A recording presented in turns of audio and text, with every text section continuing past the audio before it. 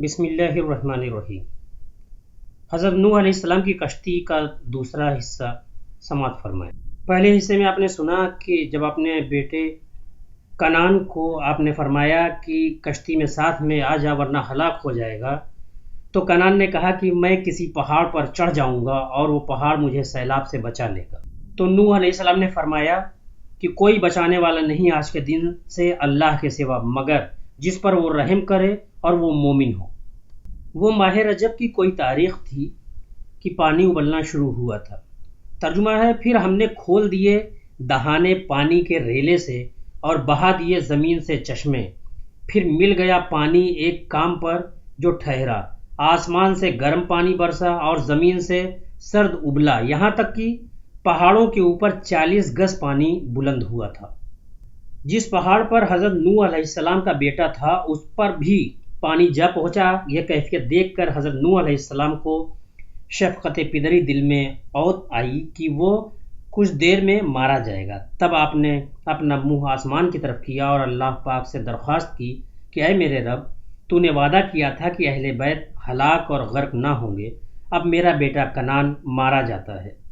تو اللہ تعالیٰ نے فرمایا، اے نوح، وہ تیرے گھر والوں میں سے نہیں ہے اور اس کے کام بالکل ناکارہ ہیں، اور ایمان بھی اس کا تمہارے ایمان کے موافق نہیں ہے۔ پس کچھ دیر میں ایک موج پانی کی آئی اور اس نے کنعان کو پانی میں غرق کر دیا۔ حضرت جبرائیل علیہ السلام نے فرمایا، اے حضرت نوح علیہ السلام، آپ کشتی پر سوار ہو جاؤ اور یہ پڑھو، جس کا ترجمہ ہے کہ اور بولا، سوار ہو اس پر اللہ کے نام سے، اس کا چلنا اور ٹھہرنا تحقیق میرا رب ہے، بخشنے والا مہربان، اور بہتی رہی پانی کی لہروں میں مثل پہاڑ کے۔ یہ آیت جب پڑھی گئی کشتی پانی پر رواں ہو گئی۔ آدمیوں کی وجہ سے کشتی بہت غلیظ ہو گئی۔ حضرت نوح علیہ السلام نے الہام الہی سے ہاتھی کی پیشانی پر ہاتھ پھیرا تو قدرت الہی سے 2 خنزیر اس کی ناک سے پیدا ہوئے اور انہوں نے کشتی کی ساری غلاظت صاف کر دی، اور ابلیس نے خنزیر کی پیشانی پر ہاتھ پھیرا تو اس کی ناک سے 2 چوہے پیدا ہوئے۔ حضرت نوح علیہ السلام نے کہا، اے شیطان لعین، تجھے اس کشتی پر کون لایا؟ شیطان ملعون بولا، اس وقت کہ تو نے خنزیر کو ملعون کہا اور میں جانتا تھا کہ تم مجھے ملعون کہو گے، لہٰذا میں خنزیر کے ذریعے سے کشتی میں آیا ہوں۔ چنانچہ جب چوہے کشتی میں سوراخ کرنے لگے تو حضرت نوح علیہ السلام نے خدا کی درگاہ میں فریاد کی۔ حضرت جبرائیل نے آ کر حضرت نوح علیہ السلام سے کہا کہ تو شیر کی پیشانی پر ہاتھ پھیر۔ حضرت نوح علیہ السلام نے ایسا ہی کیا تو 2 بلیاں اس کی ناک سے پیدا ہو گئیں اور ان بلیوں نے کشتی کے چوہے کھا لیے۔ اسی دن سے چوہے بلی کی دشمنی ہوئی۔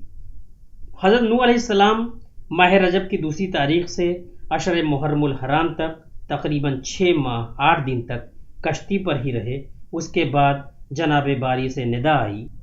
ترجمہ ہے، اور اللہ کی طرف سے حکم آیا، اے زمین نگل جا اپنا پانی، اور اے آسمان تھم جا، اور سکھا دیا پانی، اور ہو چکا کام، کشتی ٹھہری جودی پہاڑ پر، اور حکم ہوا، دور ہو قوم سے جو بے انصاف ہے۔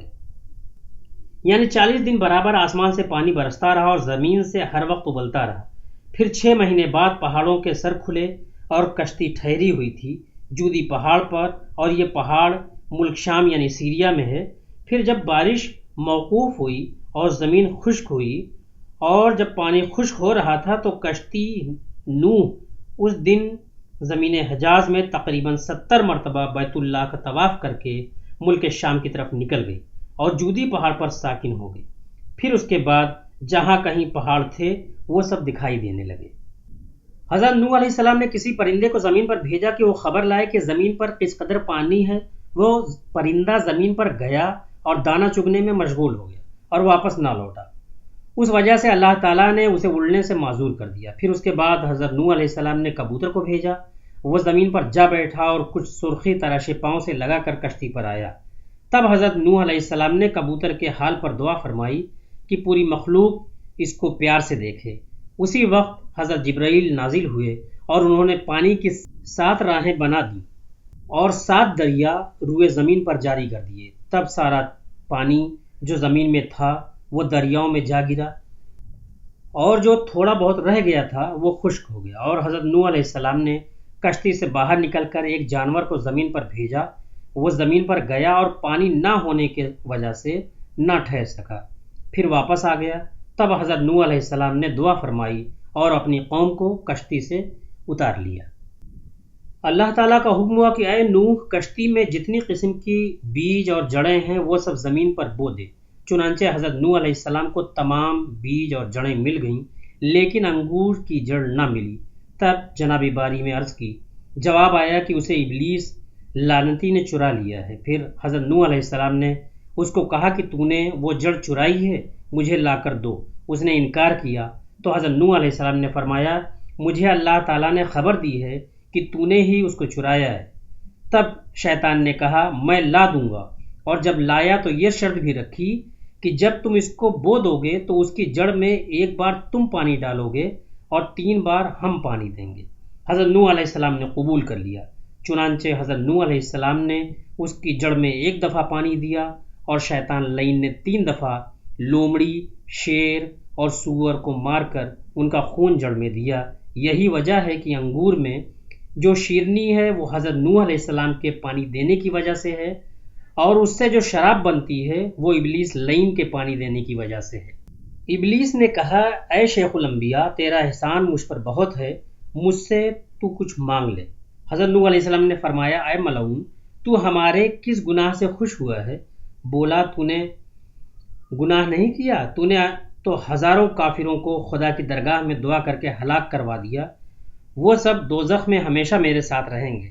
حضرت نوح علیہ السلام اس بات کو سن کر ترس کھا کر 100 برس تک روتے رہے۔ ایک روز حضرت نوح علیہ السلام نے پوچھا، اے ملعون، کون سا فعل ہے جس کے کرنے سے اولاد آدم دوزخ میں جائے گی؟ وہ بولا، 4 چیزیں ہیں، وہ ہیں حسد، حرص، تکبر اور کنجوسی۔ حضرت نوح علیہ السلام نے اس کی ڈیٹیل اس سے پوچھی تو وہ بولا، میں نے 70,000 برس تک خدا کی عبادت کی، مگر حسد میں آ کر آدم کو سجدہ نہ کیا اور سزا اور لعنت کا حقدار ہوا۔ اللہ پاک نے پوچھا، تو نے سجدہ کیوں نہ کیا؟ تو تکبر میں کہا کہ میں اس سے بہتر، وہ آدم مٹی سے بنا ہے اور میں آگ سے، اس لیے حق تعالیٰ نے اپنی درگاہ سے مجھے مردود کیا۔ تیسری وجہ ہے کہ جب آدم کو گیہوں کھانے کی حرص ہوئی تو منع ہونے کے باوجود میرے پھسلانے پر خطا کر بیٹھا اور جنت سے نکالے جانے پر یہاں گرفتار ہوئے۔ چوتھا، کنجوسی کی اللہ پاک نے کنجوسوں پر جنت کو حرام کر دیا ہے اور وہ ہرگز جنت میں نہ جائیں گے۔ حضرت نوح علیہ السلام کو حکم ہوا کہ اے نوح، کشتی کی لکڑی سے تو ایک مسجد بنا۔ تب انہوں نے جودی پہاڑ پر ایک مسجد بنائی اور وہاں بستی بن گئی۔ اس بستی کو نام سمانین رکھا گیا۔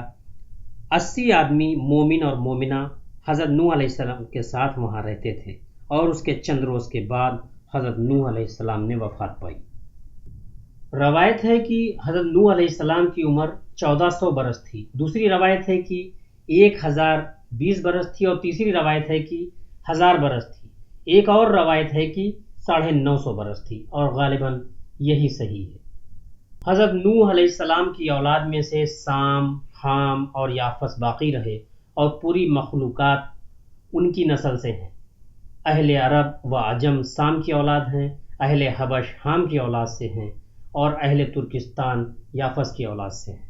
حضرت نوح علیہ السلام کا کشتی سے متعلق واقعہ یہیں پر مکمل ہوا۔ کسی اور قرآنی واقعے کے ساتھ آپ سے پھر ملاقات ہوگی۔ آپ اپنا خیال رکھیں، نماز وقت پر ادا کرتے رہیں۔ اللہ حافظ، اللہ حافظ، اللہ